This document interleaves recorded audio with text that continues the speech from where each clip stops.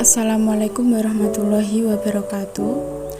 Halo everyone, perkenalkan saya Dwi Masitoh, NIM 12620521122 dari kelas PGMI 4D.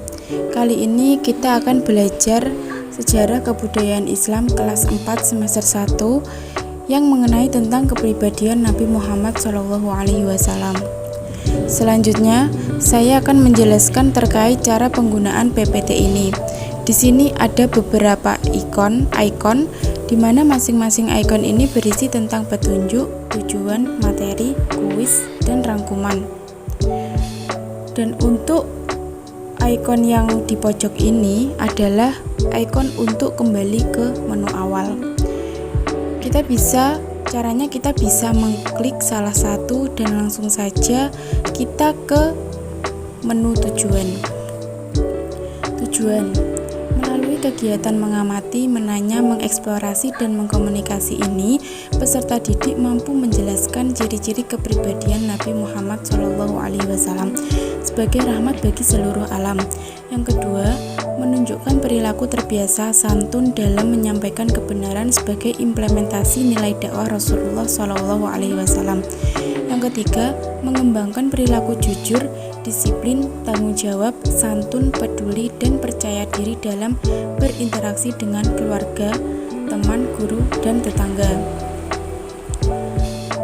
Baik, untuk selanjutnya langsung saja ke materi.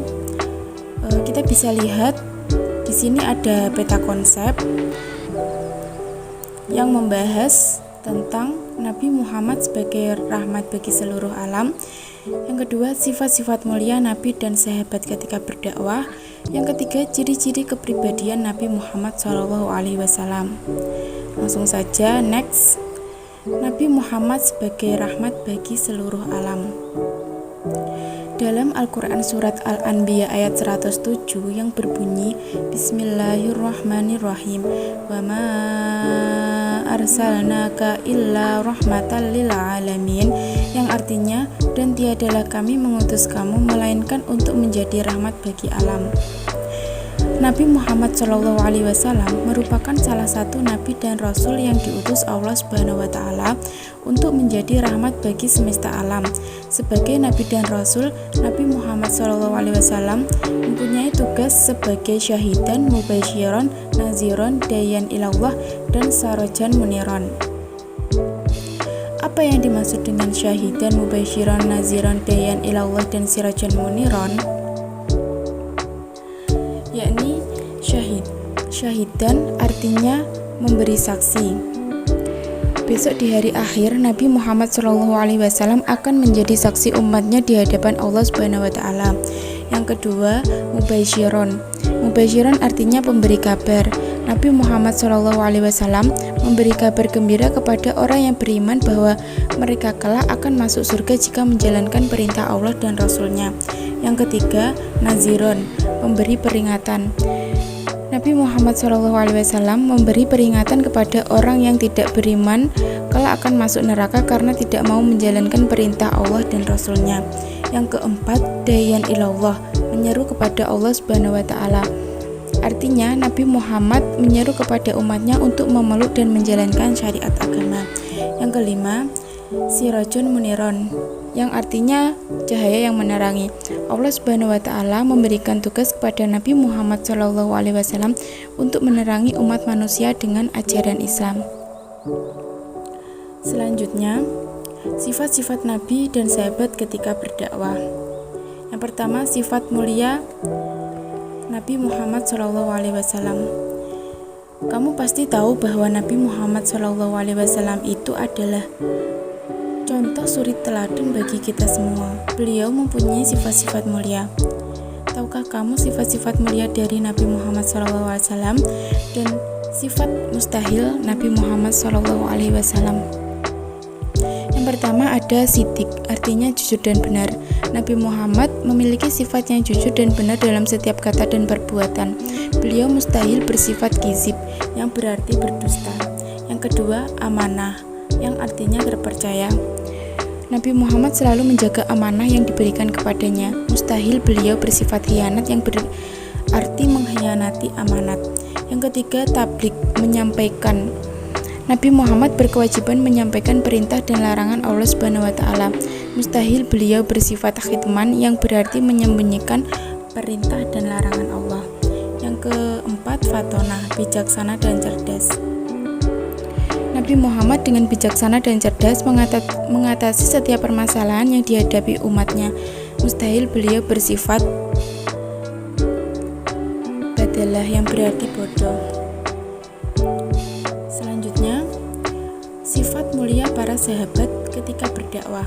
Hal ini sesuai dengan hadis Tirmizi. Rasulullah bersabda, An Abdurrahman bin Auf qala Rasulullah sallallahu alaihi wasallam, Abu Bakar fi jannah, wa Umar fi jannah, wa Utsman fi jannah, wa Ali fi jannah, wa Talhah fi jannah, wa Zubair fi jannah, wa Abdurrahman Auf fi jannah, wa Sa'ad fi jannah, wa Sa'id fi jannah, wa Abu Ubaid Jarrah fi jannah.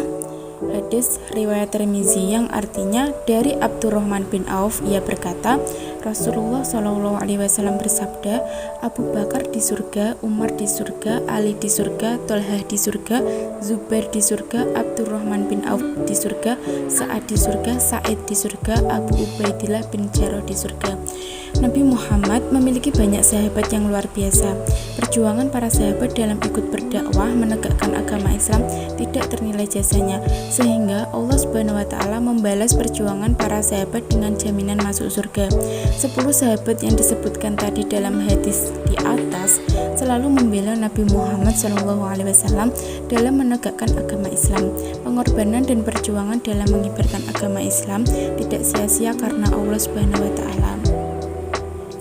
Selanjutnya, ada ciri-ciri kepribadian Nabi Muhammad SAW. Yang pertama, kepedulian Nabi Muhammad terhadap sesama. Keluhuran akhlak Nabi Muhammad tidak perlu diragukan lagi. Dalam riwayat Muslim disebutkan bahwa ada seorang yang bertanya kepada Aisyah mengenai akhlak Rasulullah.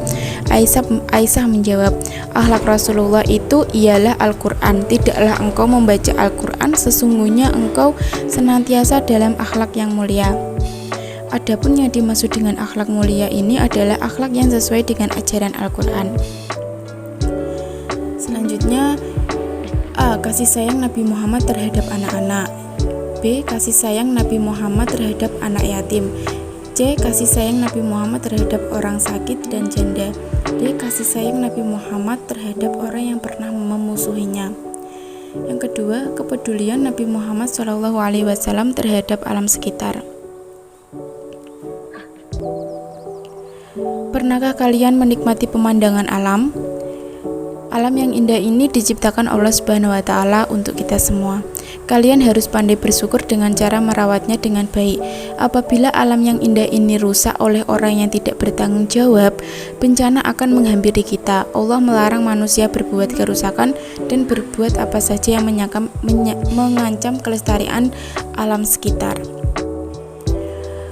Selanjutnya, Rasulullah menyayangi binatang. Beliau bersikap lemah lembut terhadap binatang dan larangan bersikap kasar terhadap binatang. Yang kedua, menyayangi tumbuh-tumbuhan.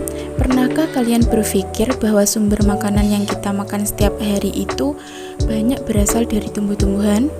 Selain itu, tumbuhan yang rindang juga bisa mencegah banjir dan mengurangi polusi udara. Ternyata tanpa kita sadari, tumbuhan itu sangat bermanfaat bagi kehidupan kita. Untuk itu, sebagai pelajar muslim, kita hendaknya menjaga dan merawatnya. Jika kita merusak dan menebang pohon sembarangan, maka itu dapat merugikan manusia.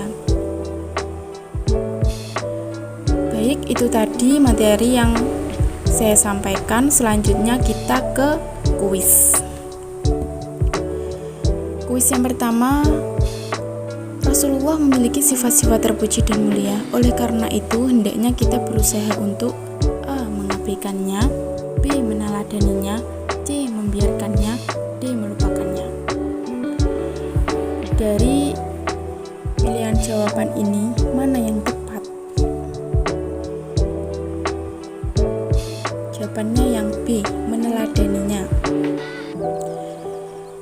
Selanjutnya yang kedua, karena kejujurannya, Nabi Muhammad SAW dijuluki sebagai A. Al-Baqarah, B. Al-Amin, C. Al-Qadib, D. Amanah. Mana yang benar dari keempat pilihan ini? Ya, yang B. Al-Amin. Ini tadi kuis dari pembelajaran kali ini. Selanjutnya rangkuman dari materi kali ini.